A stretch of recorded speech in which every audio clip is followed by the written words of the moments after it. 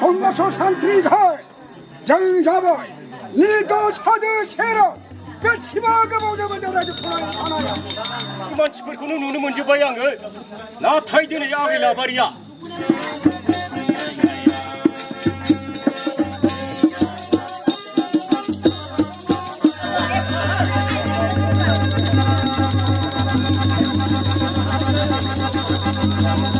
खुलुमबाय बड'लेण्ड बुब्लि नायगिरि नोंथांमोनखौ गासैखौबो नैबे समाव बरायनो लाबाय नैबे समाव आङो क'क्राझार जिल्लानि बेन्दोङाव थानाय आफ्लागाव बेलगुरि गामि बे गामियाव आङो दंफैयो नोंथांमोनजों दिनैनि जे मोगा-मोगि आयदायाव नोंथांमोनजों गोदोनिफ्रायनो सोलिबोनाय मोनसे बर'नि जे गान जात्रा बे गान जात्रानि सोमोन्दै नोंथांमोनजों दिनै सावरायगोन लोगोसेनो नैबे बेलगुरि गामिनि नैबे जोंमा गान जात्रा बे गान जात्रानि सोमोन्दै नोंथांमोनजों सावरायगोन बिथांमोना सिगांनिफ्राय दिनैसिम बे गान जात्राखौ बिथांमोना दिनैसिम लाबोनाय बेहाय बिथांमोना मा जेंनाजों मोगा-मोगि जानो गोनां जादों आरो आथिखालाव बिथांमोननि नैबे गान जात्राया माबायदि सोलिदों बेनि सोमोन्दै नोंथांमोनजों सावरायगोन थारैनो नैबे बाथ्राखौ बुंनांगोन जे बर'फोरनि गेजेराव गोबां बिदिनो गान जात्राफोर दङमोन गामि गामि बे गान जात्राया गोदोनि समाव दङमोन नाथाय बैफोरो गोबां जायगाफोरावनो बे थैलांनो हमबाय नाथाय नैबे बेलगुरि गामिनि रायजो राजाफोरा नैबे गान जात्राखौ फोथांना लाखिदों थ' बिथांमोनजों आङो नैबे समाव नोंथांमोननो मोगा-मोगिनि गेजेरजों गासै बाथ्राखौबो नोंथांमोननि सिगाङाव फोरमायनो थाखाय आं आखायाव लागोन नैबे समाव आंजों बेलगुरि गामिनिनो नैबे जोंमा बैसोमुथि गान जात्रानि मेनेजार बिथाङा जोंनि गेजेराव दंफैयो गिबियावनो नोंथांखौ बड'लेण्ड बुब्लिनि जानानै खुलुमग्रोनाय जासिबाय गिबियावनो आङो बेलगुरि बैसोमुथि जोंमा गान जात्रा आफादनि मेनेजार जानानै नैबे बड'लेण्ड बुब्लिनि रादाब सुजुगिरि बिथां शिबनिसिम आङो आर'नाइजों गांसे बरायनानै बिथांखौ मान होनाय लानाय जाबाय खुलुमबाय गिबियावनो आङो नोंथांनि सिनायथिखौ नैबे समाव होग्रोनो थाखाय आं गुरै खावलायबाय खुलुमबाय आङो दासिमाव नैबे बैसोमुथि जोंमा गान जात्रा आफादनि मेनेजार जागासिनो दङ दैदेनगासिनो दङ आङो आंनि सिनायथिया एसेनोसै बेवहाय नोंथांमोना नैबे जोंमा गान जात्राखौ बेसेबां समनिफ्राय बा लाबोखौ थामहिनबा दिनैसिमहालागै फैखौ औ जोङो नाजायै 2011 मायथाइनि 10 नभेम्बरनिफ्रायनो जोङो कालि फुजायाव आरम्भ खालामो नालाय दुर्गा फुजा कालि फुजा लोखि फुजा बे समनिफ्राय जों आरम्भ खालामनानै 2011 निफ्राय 2022-21 सिम अन्तत नै दा फैगौ लोखि फुजायावबो जोङो गानखौ गाहायनो थाखाय थाम थिम खालामनाय जाबाय दा बेवहाय नोंथांनिफ्राय आं मोनथिनो लुबैदों 2011निफ्राय 2011 निफ्राय नोंथांमोना जागायबाय दा बेनि सिगां नोंथांमोननि गामियाव बेलगुरि गामियाव दंबावोमोन नामा बिदिबायदि नैबे गान जात्रा जथेस्थ' दंमोन जोंनि आबै आबौमोन बिफामोन आफामोन सोलोंदोंमोन जथेस्थ' सोलोंदों खिन्थु बै समाव थाखा फैसानि अभाब आरो जोंहा गभर्नमेन्टनि सेरखम गैयामोन बिटिसि गैयामोन दा बेवहाय बिथांमोनहा गावसिनि थाखा फैसानि अभाबनि आंखालनि थाखाय गोदोसोनानै थादों मोजाङै थावरिजोबनो हायाखै आरोखि दा बे माखासे प्रब्लेमा बेवहाय फैनाय जादों आरो दा नोंथांनिफ्राय आं मोनथिनो लुबैगोन जे बेहाय नोंथांमोना जिखिनि गान जात्राखौ नोंथांमोना सालायदों दा बेवहाय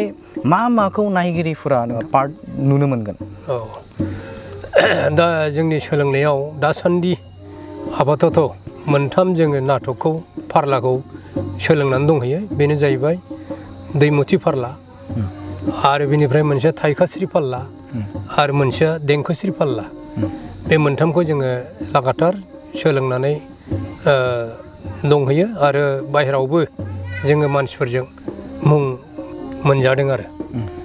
दा बेहाय नोंथांमोननियाव जाखिनि बेलगुरि गामिनि जिखिनि रायजो राजाफोरा दा बेवहाय बेनि अनगायैबो जाखिनि बेवहाय एक्टिं खालामगोन बै एक्टिं खालामग्राया गामिनि गोजाना ना गुबुन गुबुन जायगानिफ्राय नोंथांमोना लाबोनानै बिथांमोनखौ एक्टिं खालामहैयो? बेवहाय जोङो गामिनि मानसि नङाब्ला गामिनि मेम्बारफ्रा दिन्थिगिरिफ्रा जुदि खौसे गैयाब्ला जोङो दिन्थिफुंनो हानाय नङा गानखौ। मानो होनबा गुबुन गुबुन गोजान गोजान जायगानिफ्राय जुदि बेखौ कालेक्सन खालामनानै लाबोनांगौब्ला बुथुमनानै लाबोनांगौब्ला बुथुमनायाव गोबां खस्थ' गोलैयो आरो खामानिया जाफुङै जानानै फैयो आरो दा बेनि थाखायनो जोंनि बेलगुरि गामिनि साफ्रोम रायजो राजा हिन्जावानो जा हौवानो जा बयबो ज' मदद होलायलायनानै जोङो सावरायनायनि गेजेरजों मोनसे कमिटि दानानै नैबे जोंनि बैसुमुथि जोंमा गावन जात्रा आफादखौ फसंनाय जादों आरो दा बेनि थाखायनो जोंनि गामिनि खौसेयै जयैनो रायजो राजानि थाखायनो जोंना थांनानै दं। जोङो गुबुन जायगानि गुबुन गामिनि मानसिफोरखौ जोङो बुथुमनानै लाबोआखै। बै दामनाय देनाय जिहुथे दामनाय देनाय बेवहाय नांगौ जायो हारमुनि दामनाय थफ्ला दामनाय दा बैफोरखौ गुबुन जायगानिफ्राय लाबोयो नामा नोंथांमोना? लाबोआ, जोंनाव लाबोनाय गैया, रोंखानाय दंखायो। हारमुनि दामग्राबो बिथाङाबो एक्सपार्टखा आरो दल दामग्रा बिथाङाबो रोंगौथि गोनांखा आरो क्लाइनेट दङ, बेमपार्टि दङ, सिफुं दङ, गासिबो जों गामिनि मानसिजोब। गामिनि गासैबो सुबुङानो गामिनिजोब। जोङो दस्राखौ बुथुमाखै आरोखि। दा बेहाय बेसेबां जन सुबुङा बेहाय एक्टिं खालामो? फाव खालामनायाव गासै जोंना टटेलि गासै सुबुङा जाहैबाय हिन्जावा 45 जन दङ आरो दा बिनि बिथोराव नैबे गान खनग्रा दामग्रा देग्रा 12 जन लागाथार नांगौ, सौख्रिया 6 जन नांगौ आरो बिनिफ्राय माखासेया ओरैनो प्लेयार दिन्थिफुंग्रा आरोखि। राजा दं, रानि दं, बान्दा दं, बान्दि दं, गासै ज'नो गासै 45 जन 45 सोद्रोमाफोर दङ आरो बे गासिबो जोंनि गामिनि मानसि। गामिनि गोजा। दा बेवहाय गामियारिफोराव ओरैबायदि मोनसे जेंना फैयो जेराव जों नोजोर होयोब्ला गावबा गाव न'खरनि माखासे जेंनाफोर जायो। बेवहाय 45 जना जिहेथु नोंथांमोननि नैबे गानाव फाव खालामो। दा बेनि गेजेराव बबेबा मोनसे न'खरा जुदि माबा मोनसे जुदि जेंनानि थाखाय बाहागो लानो हायाब्ला अब्ला नोंथांमोना माबायदि मेनेज खालामो? बेहायथ' जोंहा कमिटि दानायावनो जों सावरायखादों। बेहाय खुनु बेले बेजे गैया। जोंना बिसि फिसायानो जा जों बे गानाव हाबनानै दंजोबो, जों दस्राखौ लाया। मानो होनबा दस्रा गामिनिफ्राय लाबोनानै जुदि सोरबा सौख्रि एबा सोरबा राजकुमारिखौ लानानै फैयोबा बेहाय बायदिसिना मुं सुनाय बदनाम गाना बदनाम गोग्लैयो आरो दा बे खेथ्रआवनो नैबे जोंनि गान जात्रा आफादा थांनानै थानो गोब्राब जायो आरो दा बेनि थाखायनो जोङो गावबागाव बिसि फिसा ज' जालायलायनानै नैबे बैसुमुथि जोंमा गावन जात्रा आफादखौ दिनैसिम 11 बोसोर जोङो फोथांनानै दङ आरो खुनु बेतिक्रम जेबो घटना जायाखै। नायगिरि लोगो नोंथांमोन, नैबे समाव बिथाङा फोरमायदों, गोबां बाथ्राखौनो बिथाङा फोरमायदों। दा बेनि सिगांनो गोबां आरोबाव बाथ्रा नोंथांमोननि सिगाङाव मोनथिहोबावगोन। दा बेनि सिगांनो बेवहाय बिथांमोननि जे फाव खालामनाय बेखौ जों नायग्रोनोसै।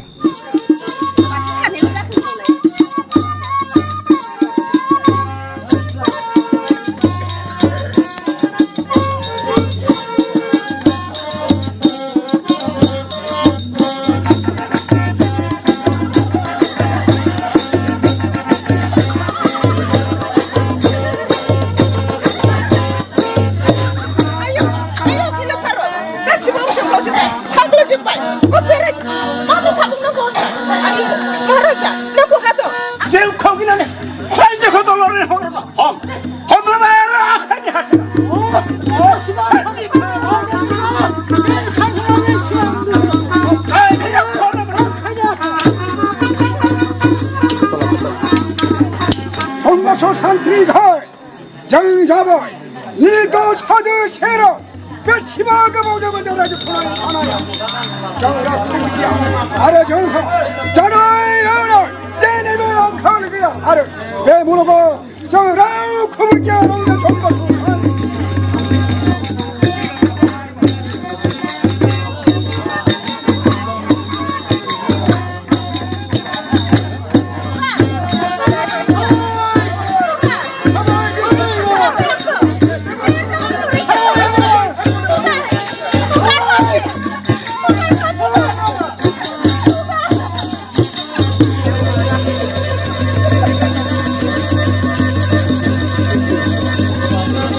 नैबे समाव नोंथांमोना बिथांमोननि जे फाव खालामनाय थामहिनबा प्रेक्टिस खालामनायखौ नोंथांमोना बड'लेण्ड बुब्लिनि गेजेरजों नोंथांमोननि सिगाङाव दिन्थिबाय आं नैबे समाव बिथांनिफ्राय मोनथिनो लुबैगोन जे नोंथांमोना मा नाटक थामहिनबा नोंथांमोना बेवहाय जिखिनि फेस्ला खालामो बेवहाय मा ओरैनो मोजां मोनसे नैबे नाटकखौ नोंथांमोना एसे फोरमायनो हागोन नामा? बेवहाय माने जोङो प्रथमावनो दिन्थिफुंगोन जे बबेबा रायजो मोननैनि गेजेरजों सोरनोबा रायजोफोरखौ सेख'लायनानै गाव गावनि रायजोखौ फेहेरनो नाजायो। दा बेवहाय गोबां फेहेरनो नाजानायावनो बादाबादि जानानै गोबां दावहा जायो। बेवहाय बबेबा राजाया जुदि दुरबल जायोब्ला गोहो गोलोन्दां जायोब्ला बे राजाया जेननानै बुथार जायोबो खाजायोबो आरो गावनि रायजोखौनो हगारनानै होनांगौ गोनां जायो। बे मोनसे सिनारि दं। आरो बेनिफ्राय मोनसेया जाहैबाय गोदो गोदाय माहाजोनफोरनाव एबा राजा महाराजा महारानि बिसिनियाव बान्दा आरो बान्दि मैखोम खामानि मावग्रा बिसोरो खामानि मावनायखौ जेबो गियाबो फावसैयाबो ओंखायनो बे बान्दा बान्दिया जोंनि बे गानाव दंखाथारो आरोखि होमबासो मजायो बिसोरो दुखु मोननाय बिसिनि रंजानाय बिसिनि खेला खालामलायनाय बिसिनि गान खननानै मोसालायनाय बे जोंनि नैबे बैसोमुथि जोंमा गावन जात्रानि थाइखास्रि फाल्लायाव नुनो मोनगोन आरो आरो बेजों लोगोसे जोंहा गोदो गोदाय उसुर हारि मोनसे दङमोन। बे उसुर हारिफ्रा ओरैबायदि गोदो गोदाय हिनजाव माहारिफोरखौनो बुथारजानो लादों। हिनजाव माहारियानो गैला बिसिनि रायजोआव। दा बेनि थाखायनो बे उसुर बंस'खौ बारायनायनि थाखाय बिथांमोना हिनजावनि जोबोद गोनांथि जानानै फैदों। दा बेखायनो हाजार लैथो बारनानै बिसोरो नैबे जोंनि नर रायजोफ्राव नर हिनजाव सिख्लाफोरखौ नागिरनानै फैनायाव गोबां दावहा लांनानै जिउ गोमानानै थांनांगौ गोनां जादों। बे मोनसे दं आरो दा बेनिफ्राय जोंहा नैबे थाइखास्रियाव जोङो मिथिखागौ जोङो मोदाय दावदायखौ फुजियो। नाहा मै हाग्रायाव थां मैयाव थां बा मटर टाउन सहराव थां बेखौ जोंहा माखासे खुलुमनो रोङैयाव सिबिनो रोङैयाव मोदाय दावदायखौ फुजिनो रोङैयाव दा बेवहाय नाहा मैहा थांनायाव सोरबाबा जोबोद खैदां खैफोर जानांगौ जादों। आरो बिनिफ्राय सोरबाबा मटर टटर टाउन सहराव थाङोब्ला गोबां एक्सिडेन्ट जानाय माबा जानाय जों नुनो मोननाय जादों। दा बेनि थाखायनो नैबे थाइखास्रि फाल्लानि गेजेरजों बे मोदायखौ फुजियोब्ला मोदाय दावदायखौ सिबियोब्ला मख'नानै खनसे खुलुमनानै हाग्रा नाहा मैहा थाङोब्ला खैदां खैफोदनिफ्राय बारग'यो। जों बेखौ बे लाइटजों नैबे थाइखास्रि फाल्लाखौ बेखौबो बेवहाय नुनो मोनगोन। थ' नैबे समाव आं नोंथांनाव मोनसे सोंनो लुबैदों। थ' बेवहाय नोंथांमोनाव नुनो मोनदों बायदिसिना खसाब गाननाय बेफोरखौ नुदों। दा बैफोरखौ नोंथांमोना बबेनिफ्राय बेखौ नोंथांमोना बेखौ बाहायनानै बा थामहिनबा नोंथांमोना बेखौ लाबोयो? बेथ' थाखा फैसानि खोथा जाहैबाय। जोङो आगोलनिफ्रायनो बिराद सेस्था खालामदोंमोन। जोङो माखासे मास्टारफोर दङ माखासे गोनां हारिनि मानसिफोर दङ सुबुंफोर दङ गामियावसो आरोखि दस्रानिफ्राय जोङो खुनु कन्ट्राक्टर बा सोरबा EM जोङो खाङाखै। दा बिसिनि हखायनो हेफाजाबनि गेजेरजों जोङो माखासे बे आंखाल खसाबफोरखौ जोङो दामनाय देनायफोरखौ जोङो सोरजिनानै लादों। आरो बिनिफ्राय गेजेराव जोंहा राजिब ब्रह्म EM सार दङमोन। बे EM सारा माखासे खसाब बायनो आरो माखासे आगजु हारमनि दल बायनो होननानै गेजेराव हरखावदों 50,000 60,000 बिदि हरखावनो आरो बे असिलायनो जोङो एसे दा जा ड्रेस दङ जा दामजु बेफोरखौ सोरजिनानै लानाय जादों आरो थ' बेवहाय आङो नोंथांनियाव सोंनो लुबैदों जे नोंथांमोना नैबे गान जात्राखौ नोंथांमोना जिहेथु नोंथांमोना सोरजिबाय दा बेनि अनगायै गुबुन गुबुन जायगाफोराव नोंथांमोना माबायदि सिस्टेमाव नोंथांमोना बे गानखौ गाहोयो? बेखौथ' जोंहा माने गागासेयाव हरसेनि थाखायल' जों गायो। बाहाय खुनु टिकेटनि बेबस्था गैया। टिकेट दानलाय लायोब्ला जायगायाव दावराव जायो कालेकसन जायाखै जों हरनो हालिया। होमबा जोंनि बै जे टारगेट जों जे थाखा मोनबोनांगौ बे थाखा मोनबोनायाव जोङो बेले बेजे जानो नागिरो आरो लोगोसे जोंहा मटर भारा लानानै थाङो। बे मटर बिगोमाफ्रा जुदि अखानायै गावसिनि लाइनाव लाइन मारि फैनो मोनाबा बाहागो लाफैनो मोनाबा जोंनिफ्राय चार्ज होयो आरो दा ओंखायनो बे गाहैनाय समाव हरनि 1टायाव जोंनो जेसेबां रां दङ बेखौ जोंनो होजोबनांगौ आरोखि ओमफ्राय अखानायै जोङो सोरांमारनो बहाबा मेनेजार बहाबा सेक्रेटारि बहा केसियार जों नेला ओइबासिनो जोङो फैबाय बिदाय लाखाबाय जिहेतु नोंथांमोननि जिखिनि गाना हरसेल' जाखायो थ' नोंथांनिफ्राय आं सोंनो लुबैगोन जाखिनि बेवहाय नोंथांमोना नैबे गान जात्रा बे 45नि नोंथाङा बुंदों 45 जना बेवहाय फाव खालामो थ' बेवहाय माबे समाव नोंथांमोना बेखौ फाव खालामनो थाखाय प्रेक्टिसखौ खालामनाय जायो बेथ' जोंहा माने बे तालिम दङ तालिमावनो जोङो क्लियार लाखाजोब्बाय जे जेनेबा बे तालिमाव जायफ्रा रोंगौथि जाबाय बेफोरावनो एसे सोदांलायनानै आरो साबना हाबना खालामनो जोङो आरोबाव गेजेर गेजेर तालिमखौ होयो आरो नंगौ प्रेक्टिसखौ दा बिदियावसो जोङो खामानिखौ आवगायनो हादों आरो दासिमाव नोंथांमोना बबे जायगायाव नैबे गान जात्राखौ गाहैखो दिनैसिमावथ' गानाया जोङो 2011निफ्राय माने गाबायानोसै गोजानाव जेरैहाय खाथियाव जोंहा माने बर' समाजनि जादोंमोन सेरफांगुरियाव बाहाय गाखांबाय जोङो आरो ओमफ्राय लोगो हनै धावलिगुरियावथिं देवल दङ देवलाव गाबाय बेबायदिनो खाथि खाला एसे बुरजा गाबाय आरो बिनि बादैबो जोङो गहपुरावबो गायबाय